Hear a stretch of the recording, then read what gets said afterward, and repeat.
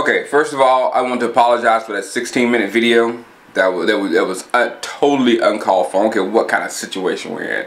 But two things to follow up on that video, then I'll move on to the Colts. First, Dez Bryant.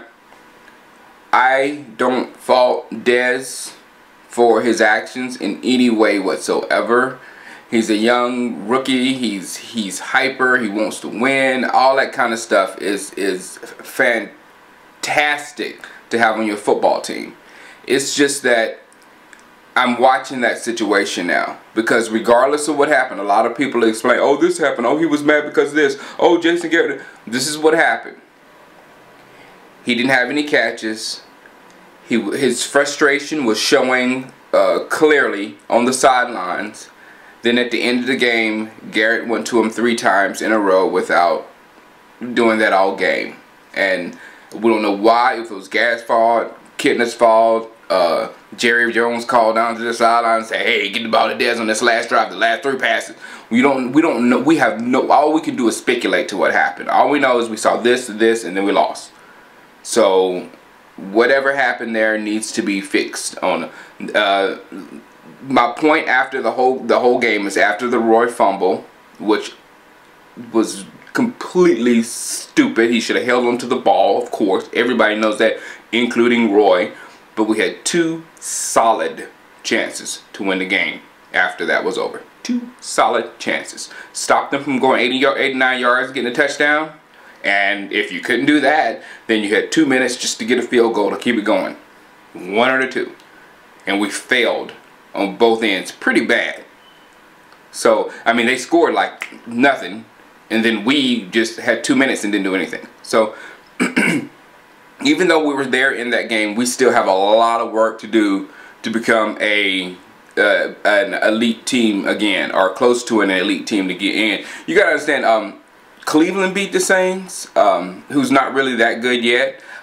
Arizona beat the Saints, who's really not good. So we can't really gauge, you know, how good our football team is after one game. It's gonna be a progression. So that's why I said this is number 2. This is a vital time.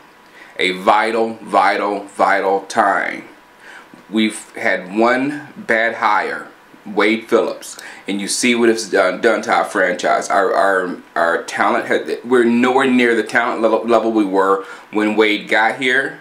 So we have to now re-up the talent. So the person who comes in has got a huge job to do. He's got to up the talent on offense, up the talent on defense, make sure our play calling and everything is tight, as well as getting the players up. It's a huge job. And if we have 2 bad hires in a row, it could be really, really devastating for this organization. Devastating. Alright? Roger Goodell, I can't stand you.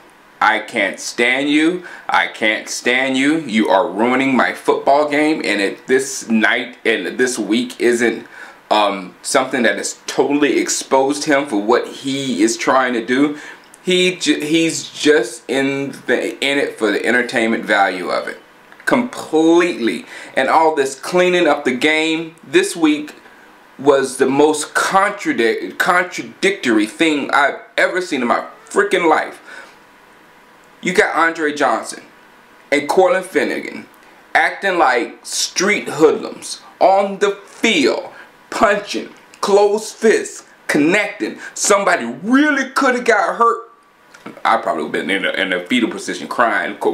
Thumbs up to Cortland. I would have been out if Andre Johnson was hitting me. But they got $25,000 and no suspension. But then Harrison, who hit the quarterback right here, he got $25,000 suspension. I mean, fine. So you got the same penalty for Andre Johnson, somebody that was doing stuff outside the game, which is horrible for kids to see, horrible for everything in the NFL. But why'd you not suspend him? Because you got a game coming on Thursday night with Philadelphia Eagles versus the Houston Texans, and Houston would have no chance whatsoever to put a competitive team together if Andre Johnson is on the field. So NFL Network ratings would be absolutely horrendous tonight. Well, no, I don't think they would. I don't think he even had to do it because I would watch Vic anyway. Everybody would watch Vic anyway. But still, that was a horrible, contradictory message that he sent out on the league. I can't stand it. Can't stand it. And it was something else I wanted to say. I can't remember right now. But, oh, it was about the Colts. It's the reason for the video. The Colts, it's all about Peyton Manning. If Peyton Manning, we can't look at that game last week versus the Chargers and say, oh, the Colts aren't playing that good. We've got a real good chance to beat them. They were going against the #1 offense in the league and the #1 defense in the league. San Diego Chargers rolling. Rolling. So we're not playing. We're playing offense decently. We're not playing bad offense. Defense is probably like 23rd in the league. Scoring defense is much worse than that. So we're gonna have to put up like at least 30-something points and hope Peyton Manning doesn't like fix his problems, you know, against us, which is a very distinct possibility. If you're having wavering things by starting him on your fantasy teams, start Peyton Manning because he's probably gonna hurt Newman and Skandrick and Church and all those guys back there.